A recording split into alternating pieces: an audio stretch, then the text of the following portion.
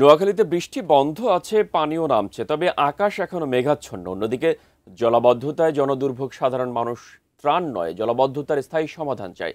এ নিয়ে বিস্তারিত জানাতে নোয়াখালীর মাইজদি থেকে যুক্ত হচ্ছেন সহকর্মী ফয়জুল ইসলাম জাহান। জাহান, আমাদের বিস্তারিত জানাবেন এ বিষয়ে। মাত্রই সূর্য উঁকি দিয়েছে, জনমনে এক ধরনের স্বস্তি ফিরে এসেছে। আপনাকে জানিয়ে রাখি যে গতকাল সারা রাত এবং আজ সকাল পর্যন্ত নোয়াখালীতে বৃষ্টি হয় নাই। পানিও অনেক কমে গেছে। জনমনে যে স্বস্তি, কিন্তু জনমনে আবার পুরো আকাশ এখনো মেঘাচ্ছন্ন।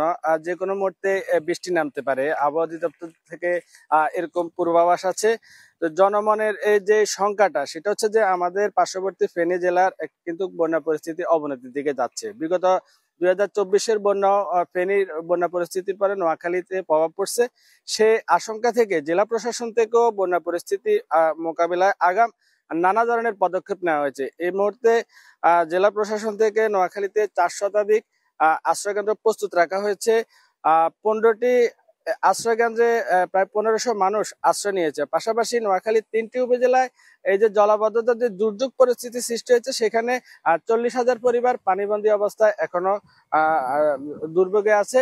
পাশাপাশি এখানে স্থানীয় মানুষের কথা হচ্ছে যে এই নোয়াখালীতে গত 1 মাসে 4 দফা বৃষ্টিতে জলাবদ্ধতা পরিস্থিতি সৃষ্টি হয়েছে। মূলত অবৈধ খাল দখল এবং ড্রেনেজ যে ভরাট হয়ে আছে। তো সাধারণ মানুষের মূল কথা হচ্ছে যে এই যে জলাবদ্ধতা এবং যে বন্যা পরিস্থিতির শঙ্কা, সেখানে তারা ত্রাণ চায় না। তারা চায় যে অবৈধ খালগুলো দখল মুক্ত করে এই যে পানিগুলো, বিশেষ করে আমি আপনাকে জানিয়ে রাখি যে গত 3 দিনে জেলা প্রশাসন, উপজেলা প্রশাসন থেকে অবৈধ খাল দখল এবং যে খালে বিশাল জালগুলো আছে অবৈধ, সেগুলো উচ্ছেদ অভিযান চলছে।